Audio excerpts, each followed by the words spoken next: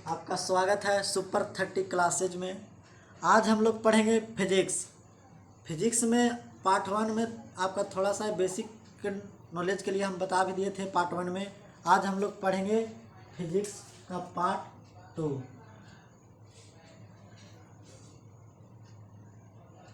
और उसमें पार्ट 1 में हम बता दिए थे आपका कि दर्पण कितने प्रकार के होते हैं, उसमें बांट के भी बताए थे। आज देखते हैं दर्पण के आगे की कहानी। दर्पण 3 प्रकार के होते हैं। आपसे पूछेगा कि दर्पण कितने प्रकार के होते हैं, तो आपको बोलना है 3 प्रकार के। और दर्पण के प्रकार के आगे बता दिए हैं, अब देख लीजिएगा पार्ट 1 में। अब देखिए दर्पण 3 प्रकार के होते हैं, जिसमें पढ़ेंगे हम लोग समतल दर्पण, एक पढ़ेंगे खोखले गोलीय दर्पण, पार्ट 1 में पढ़ा दिए। उसके अंतर्गत हम बताए थे 2 दर्पण, अवतल दर्पण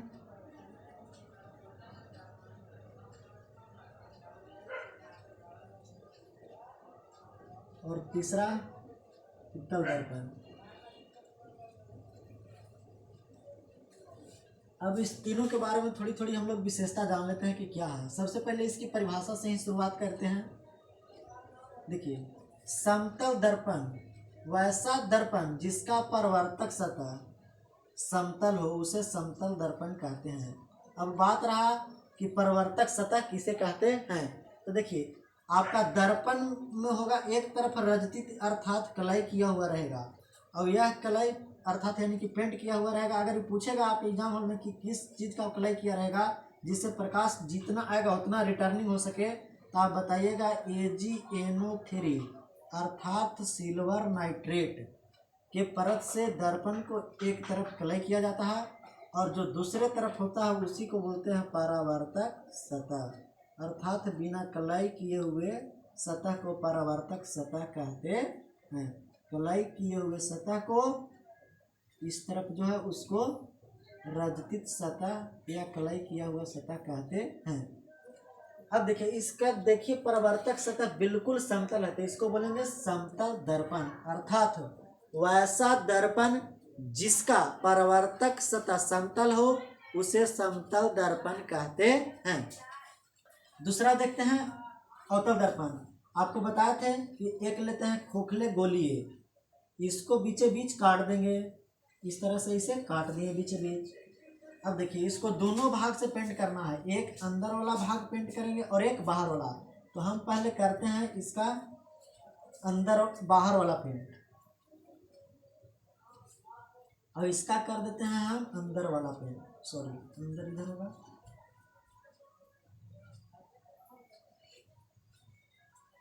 यानी कि ये वाला अगर हम पेंट करेंगे बाहर वाला तो कुछ इस टाइप के बनेगा आपका। देखिएगा, यहाँ ध्यान से समझने के प्रयास कीजिएगा। और इस वाला भाग हो गया, और इस वाला भाग को लेंगे तो देखिए इधर, देखिए ये अंदर की ओर पेंट किया हुआ है।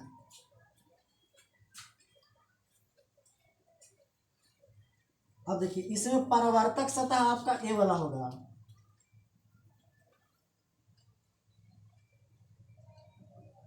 परावर्तक सतह, अब इसमें परावर्तक सतह ए वाला होगा। आप भली भांति बता दिए हैं, आप पीछे समझ भी चुके होंगे। अब देखिए परिभाषा से ही शुरुआत करते हैं। इसका भी पूछेगा आपका कि अवतल दर्पण किसे कहते हैं, तो अवतल दर्पण आपको देखना है। यहाँ अवतल कहेगा तो बाहर का भाग जो ये वाला उठा हुआ वो रंगा होना चाहिए। तो आप इसका बोलिएगा वैसा दर्पण जिसका अंदर वाला भाग परावर्तक सतह हो। उत्तल दर्पण कहेगा तो कहेगा बाहर वाला अर्थात उठा वाला भाग उत्तल दर्पण होगा। तो इसको याद रखने का एक छोटा सा ट्रिक है जो मैंने सोचा है, वही क्लासरूम में भी पढ़ाते हैं। आप याद रखिएगा कि आ से अंदर और आ से अवतल दर्पण, अर्थात अवतल दर्पण का अंदर वाला जो सतह होगा परावर्तक सतह वो अंदर होगा। उत्तल दर्पण यानी कि उठा हुआ, यानी कि उत्तल दर्पण का परावर्तक सतह उठा हुआ होगा। अब देखिए, अब हम पढ़ते हैं समतल दर्पण में प्रतिबिंब। इसमें आपको पढ़े लगे क्लास 10 क्लास में मुख्य रूप से प्रतिबिंब के बारे में। तो हम पढ़ते हैं हम समतल दर्पण को किस तरह से प्रतिबिंब बनता है, और इसका थोड़ा सा परिभाषा आप यहाँ से सेटअप कर लीजिए। ठीक है, आप इसका स्क्रीनशॉट कर लीजिएगा और अपना नोट कॉपी तैयार कर लीजिएगा। आप अपने से नोट कॉपी पर लिखिएगा इसको। अब हम लोग नेक्स्ट टॉपिक देखेंगे, प्रकाश का परिवर्तन, रिफ्लेक्शन ऑफ लाइट। देखिए, प्रकाश का परिवर्तन किसी भी अपारदर्शी पदार्थ से, अपारदर्शी पदार्थ आपको पढ़ा दिया है, किसी भी अपारदर्शी पदार्थ से प्रकाश का टकराकर लवटना, प्रकाश का टकराकर, प्रकाश आया टकराया, टकराकर लवटना प्रकाश का परिवर्तन कहलाता है। अब देखिए, इसके बारे में थोड़ा आपको जानकारी होनी चाहिए कि ये प्रकाश आया गया। तो देखिए, कोई भी जैसे सूर्य है, सूर्य से प्रकाश के किरण चलता है, आपको किरण पुंज में पढ़ा दिए हैं। तो ये किरण आती है तो इसको बोलते हैं, जो किरण आती है किसी स्रोत से आने वाली किरण को बोलते हैं आपतित किरण, और किसी पारदर्शी पदार्थ से टकरा कर लौटने वाली किरण को बोलते हैं परावर्तित किरण। और जिस बिंदु पर टकराती है, जिस बिंदु पर टकराती है उसे बोलते हैं आपतन बिंदु, आपतन बिंदु, इसको बोलेंगे आपतित किरण। और परावर्तक सतह, परावर्तक सतह आपका यह है, मान लीजिए एमएम दर्पण है, ये आपका हो गया परावर्तक सतह। आपतन बिंदु अर्थात इंसिडेंट पॉइंट, इसको मान लेते हैं इंसिडेंट पॉइंट, यानी कि आई है, एमएम दर्पण है। तब कहेगा अभिलंब, एक होता है लंब, जो आप मैथ में पढ़ते हैं उसको बोलते हैं लंब, और जो इसमें पढ़ेंगे दर्पण में तो उसको बोलेंगे अभिलंब। एक अभिलंब होता है, आपतन बिंदु पर डाले आपतन बिंदु पर डाले गए ही लंब को अभिलंब कहते हैं, अर्थात वह परावर्तक सतह से 90 डिग्री का कोण बनाएगा, इधर भी 90 डिग्री का कोण बनाएगा। ये हो गया आपका लंब। लेकिन जब दर्पण पड़ेगा तो यही लंब का एक विशेष नाम हो जाता है अभिलंब, जिसको इंग्लिश में बोलते हैं नॉर्मल।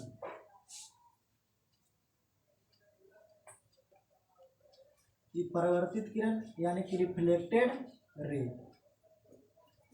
आपतित किरण यानी कि इंसिडेंट रे को आई से सूचित करेंगे, परावर्तित किरण रिफ्लेक्टेड आर से सूचित करेंगे। ये अभिलंब है, नॉर्मल है। अब देखिए, आपसे पूछेगा एक कोण, ए वाला कोण और ए वाला कोण के बारे में आपसे पूछेगा। तो देखिए, आपतित किरण और अभिलंब के बीच बने कोण, आपतित किरण और अभिलंब के बीच यही कोण न बन रहा, तो इसको बोलेंगे आपतन कोण। अभिलंब और परावर्तित किरण के बीच बने कोण, देखिए यही वाला कोण न बनना है, इसको बोलेंगे परावर्तित कोण, रिफ्लेक्टेड एंगल।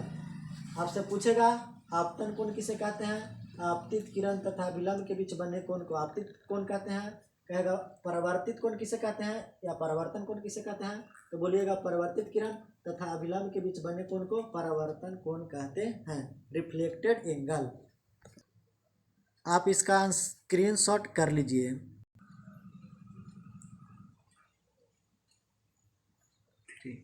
देखिए, प्रकाश के परावर्तन के कितने नियम हैं। अभी आप लोग पढ़े प्रकाश के परावर्तन किसे कहते हैं, आप पढ़ेंगे how many types of reflected light, यानी कि प्रकाश के परावर्तन के कितने नियम है। दो नियम, अर्थात दो नियम हैं।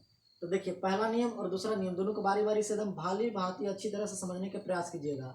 देखिए, आपको बता दिए, इसको बोलते हैं आपतित किरण, आने वाली किरण आपतित किरण, अपारदर्शी पदार्थ से टकरा के लौटने वाली किरण को परावर्तित किरण, और जहाँ पे टकराती है उसे आपतन बिंदु, और इसको अभिलंब कहते हैं। इसको बता दिए हैं कि अभिलंब जो परावर्तक सतह से 90 डिग्री का कोण बनाता है, यहाँ पर ही अभिलंब। अब देखिए ध्यान से, यहाँ आगे पूछेगा आपके प्रकाश के परिवर्तन के पहला नियम, अर्थात प्रथम नियम, प्रकाश के परिवर्तन के प्रथम नियम। इसी तरह से आपके पढ़ना होगा प्रकाश के अपवर्तन, यानी कि उसमें प्रकाश आर पार हो जाएगा तो वहाँ पर भी पढ़ाएंगे प्रकाश के अपवर्तन के कितने नियम, तो दो, वहाँ भी प्रथम नियम और दूसरा नियम पढ़ाएंगे। तो देखिए, प्रकाश के परिवर्तन के प्रथम नियम क्या कहता है, वो बोलता है कि आपतित किरण एवं परावर्तित किरण आपतन बिंदु पर डाले गए लंब तीनों एक ही तल में होते हैं। कहने का मतलब कि आप यहाँ पर आपतित किरण ए बी, परावर्तित किरण बी सी, आपतन बिंदु बी पर डाला गया लंब एन बी, तीनों एक ही तल में होते हैं। कहने का मतलब कि देखिए तीनों एक ही तल में, यानी कि देखिए तो ऊपर की ओर है कि नहीं। अगर इसको आप दर्पण मानते हैं तो इसका नीचे वाला यानी कि बैक साइड हो गया, पीछे वाला वही हो गया आपका फेस, जिधर देखते हैं यानी कि ऊपर वाला। यानी कि देखिए आपतित किरण, परावर्तित किरण, अभिलंब तीनों एक ही तल में है। तल यानी कि प्लेन होता है। जैसे ये आपका पूरा कोची है प्लेन, लेकिन ये पूरा को हम दर्पण नहीं माने हैं, दर्पण सिर्फ इसको माने हैं। तो दर्पण के ऊपर के भाग हो गया अर्थात जिधर आप फेस देखते हैं, और इधर रजतित की अवस्था है अर्थात कलय की अवस्था है, यानी कि पीछे वाला भाग हो गया, बैक साइड हो गया। तो देखिए ये जो हो गया ये आपका एक तल में हो गया।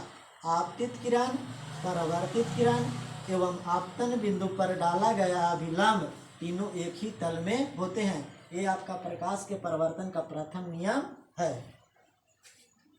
3 अब हम लोग देखेंगे प्रकाश के परावर्तन का दूसरा नियम। ठीक है, आपको बता दिए हैं कि आपतित किरण और अभिलंब के बीच बने कोण को आपतन कोण कहते हैं, परावर्तित किरण तथा अभिलंब के बीच बने कोण को परावर्तन कोण कहते हैं। तो दूसरा नियम कहता है, प्रकाश के परावर्तन का दूसरा नियम कहता है कि आपतन कोण अर्थात ये वाला कोण, आपतन कोण और परावर्तन कोण अर्थात ये वाला कोण दोनों आपस में बराबर होते हैं। कहने का मतलब कि प्रकाश के परावर्तन का दूसरा नियम कहता है कि प्रकाश के परावर्तन का दूसरा नियम कहता है कि आपतन कोण बराबर होगा परावर्तन कोण, यानी कि जितना आपतन कोण का मान होगा उतना ही परावर्तन कोण का मान होगा। और आपतन कोण को आई से सूचित करते हैं और परावर्तन कोण को आर से सूचित करते हैं। कहेगा यहाँ पर कि आपतन कोण का मान बताइए। अगर परावर्तन कोण आपतन कोण दिले है 40 डिग्री, आपतन कोण दिले है 40 डिग्री, तो आपसे पूछेगा परावर्तन कोण कितना होगा। आपको अभी जस्ट बताएं कि आपतन कोण का मान परावर्तन कोण के बराबर होता है। आपतन कोण का मान परावर्तन कोण के बराबर होता है, यानी कि आपतन कोण 40 डिग्री है तो परावर्तन कोण भी 40 डिग्री, यानी कि कोण आर भी कितना हो जाएगा 40 डिग्री। अगर आपतन कोण का मान 45 डिग्री है तो आपका परावर्तन कोण यानी कि कोण आर, परावर्तन कोण को कौन चीज से सूचित करते हैं आर से, ये भी आपका कितना हो जाएगा 45 डिग्री। यदि आपका आपतन कोण 0 डिग्री है तो परावर्तन कोण भी कितना डिग्री हो जाएगा 0 डिग्री हो जाएगा। अगर परावर्तन कोण का आपतन कोण का मान 90 डिग्री है, यदि आपतन कोण का मान 90 डिग्री दिया हुआ है तो परावर्तन कोण का मान 90 डिग्री हो जाएगा। और अब यहाँ देखिए जब परावर्तन कोण और आपतन कोण का मान सेम है, यानी कि आपतन कोण परावर्तन कोण बराबर होगा, तब कंडीशन देखिए थोड़ा सा यहाँ क्या होता है। सर ये आपतित किरण है और जस्ट इसके बीच ऐसे ही रहेगा अभिलंब, तो इसके बीच बन जाएगा 90 डिग्री का कोण, और 90 डिग्री का कोण बनेगा तो ये आपतन कोण और परावर्तन कोण दोनों तो सेम रहेगा, यानी कि जैसे ही किरण आएगा वैसे ही किरण लौट जाएगा। जैसे किरण आया वैसे ही किरण को हो जाएगा लौट जाएगा। जब आपतन कोण और परावर्तन कोण का मान 90 डिग्री हो जाएगा तब। माय डियर स्टूडेंट, इसे आप स्क्रीनशॉट करके अपने नोट कॉपी में उतार लीजिएगा। जो आपको बोर्ड पर पढ़ाया गया है सेम टू सेम वही चीज़ आपका है, देख लीजिए बढ़िया से, इसको आप स्क्रीनशॉट कर लीजिएगा।